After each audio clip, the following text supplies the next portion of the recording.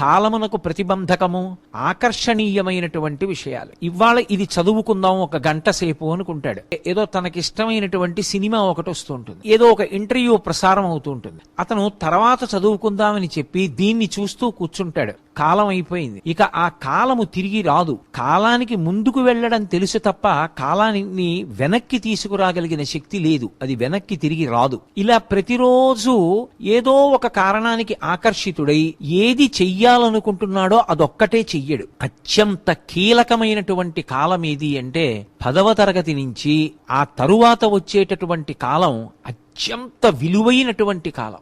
ఆ కాలంలో ఏ ఒక్క క్షణాన్ని దుర్వినియోగం చేసినా కూడా ఒక్క ర్యాంక్ తేడా వస్తే చాలు. తనకన్నా ముందు వాడు ఒక విశ్వవిద్యాలయంలో చదువుకుంటాడు, క్యాంపస్ సెలక్షన్ లో సమున్నతమైనటువంటి స్థాయికి వెళ్ళిపోతాడు. ఎందుచేత వెనకబడిపోతాడు ఒక విద్యార్థి అంటే, ఆ కాలమునందు దేని మీద దృష్టి పెట్టాలో దాని మీద దృష్టి పెట్టలేదు.